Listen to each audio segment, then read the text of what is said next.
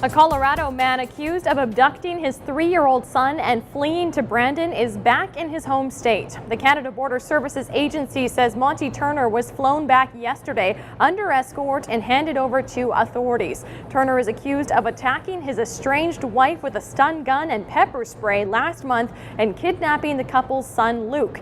Agency officials say an investigation has revealed that Turner did not enter Canada as a designated border crossing, but did not release further details, meaning it's still unclear how Turner managed to drive into Canada while there was a warrant out for his arrest. The Manitoba Jockey Club will bring forward a conflict of interest allegation today against a pair of provincial cabinet ministers. The club alleges Finance Minister Stan Struthers and Consumer Affairs Minister Jim Rondeau violated the Legislative Assembly and Executive Council Conflict of Interest Act. The club says the ministers used confidential information to come up with a plan to have the Red River Exhibition Corporation take over Assiniboia Downs. Meanwhile, the club has been granted a June 27th emergency hearing to make its case to stop pending government legislation that would cut $5 million in VLT revenue to the club. Provincial fire officials are working around the clock as 5 new forest fires have sparked in northeastern Manitoba.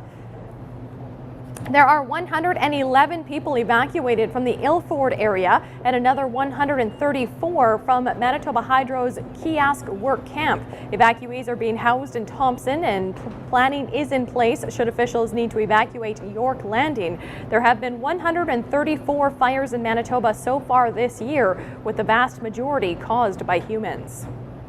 A Charleswood man is planning a 24-hour running marathon in support of a community charity. Starting tomorrow morning at 8 o'clock, Scott Burton will run a 4.2-kilometer loop from Beaver Lodge School over and over again for 24 hours straight. He's doing it in support of Lunches with Love, a charity started by Westdale Junior High student Nathan Unrau that makes lunches for those in need. My goal basically in this 24-hour marathon, which is really running nonstop throughout the neighborhood, is to get everyone together, working together, create an excitement where there might not have been one here before.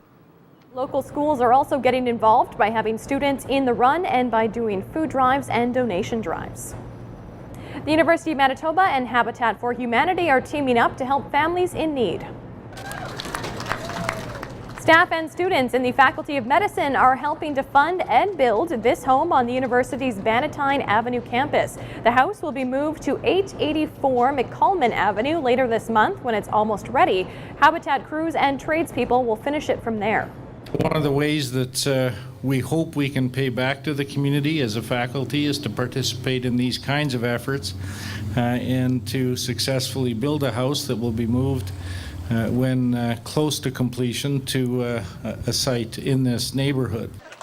Habitat for Humanity Manitoba was started back in 1987. The charity built its 250th home last year. Chris Hadfield is hanging up his spacesuit. The astronaut has announced he will retire from the Canadian Space Agency July 3rd and move back to Canada from Texas. Hadfield told his bosses of his decision back in March while he was still aboard the International Space Station.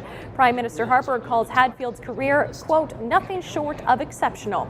Hadfield's accomplishments included commanding the orbiting lab for the last half of his final mission. And we'll have more news coming up at 7 o'clock. Right now, we'll check in with Drew Kozub live in Selkirk, kicking off the fishing season.